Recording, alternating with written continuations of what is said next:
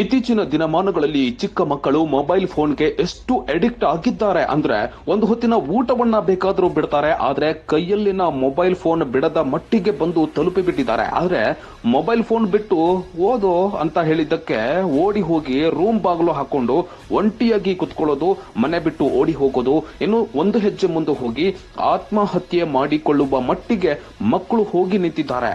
ಹೌದು, ಹೀಗೆ ಫೋಟೋದಲ್ಲಿ ಕಾಣ್ತಾ ಇರುವ ಈ ಬಾಲಕನ ಹೆಸರು ಸಮೃದ್ಧ.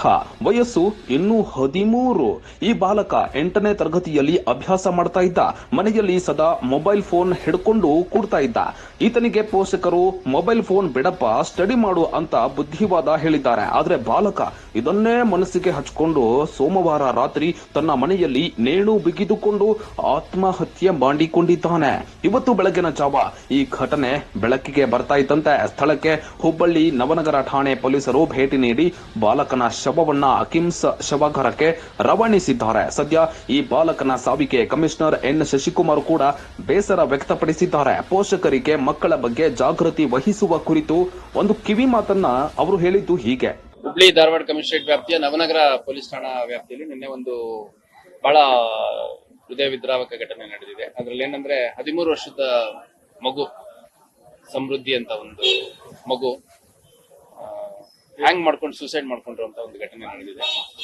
ಬಹಳ ಬ್ರೈಟ್ ಇದ್ದಂತ ವಿದ್ಯಾರ್ಥಿ, 8ನೇ ಕ್ಲಾಸ್ ಓದ್ತಾ ಇದ್ದ, CBSE ಸಿಲೆಬಸ್ ಅಲ್ಲಿ ಓದ್ತಾ ಇದ್ದ.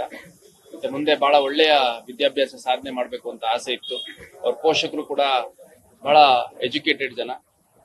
ನಿನ್ನೆ ಮೊಬೈಲ್ ಉಪಯೋಗಿಸೋದ್ರ ಬಗ್ಗೆ ಸ್ವಲ್ಪ ಯಾಕೆ ಯಾವಾಗ್ಲೂ ಮೊಬೈಲ್ ಇರ್ತೀಯ ಅಂತ ಹೇಳಿದ್ದಕ್ಕೆ ಅವ್ನು ಸಡನ್ ಆಗಿ ಹೇಳ್ಬಿಟ್ಟು ಅವ್ರು ಹೊರಗಡೆ ಏನೋ ಕೆಲಸ ಅಂತ ಹೋಗಿದ್ದಾರೆ. ಬರೋ ಅಷ್ಟೊತ್ತಿಗೆ ಅವನು ಹ್ಯಾಂಗ್ ಮಾಡ್ಕೊಂಡಿರುವಂತ ಒಂದು ಘಟನೆ ನಡೆದಿದೆ.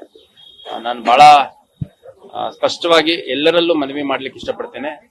ಮೊಬೈಲ್ ಅಡಿಕ್ಷನ್ ಏನಿದೆ ಮಕ್ಕಳದು, ಅದನ್ನ ಬಹಳ ಸೂಕ್ಷ್ಮವಾಗಿ ಗಮನಿಸುವಂತ ದೊಡ್ಡ ಜವಾಬ್ದಾರಿ ಪೇರೆಂಟ್ಸ್ ಮೇಲಿದೆ. ಮನೇಲಿ ಯಾರು ಇರ್ತಾರೋ ಅವ್ರ ಮೇಲಿದೆ. ಅಡಿಕ್ಷನ್ ಆಗಿರುವಂತದ್ದು, ಮೊಬೈಲ್ ಅಡಿಕ್ಷನ್ ಆಗಿರುವಂತದ್ದು ಎಲ್ಲ ಕಡೆ ನಾವು ನೋಡ್ತಾ ಇದೀವಿ.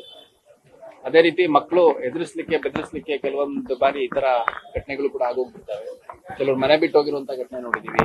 ಕೆಲವರು ತಮ್ಮನ್ನ ತಾವು ಹಾರ್ಮ್ ಮಾಡ್ಕೊಳ್ಳುವಂಥದ್ದು, ಅದೇ ರೀತಿ ಈ ತರ ಸೂಸೈಡ್ ಮಾಡ್ಕೊಳ್ಳುವಂಥದ್ದು, ತುಂಬಾ ವೈಲೆಂಟ್ ಆಗುವಂಥದ್ದು, ಈ ತರದ್ದೆಲ್ಲ ಗಮನಿಸಿದೀವಿ.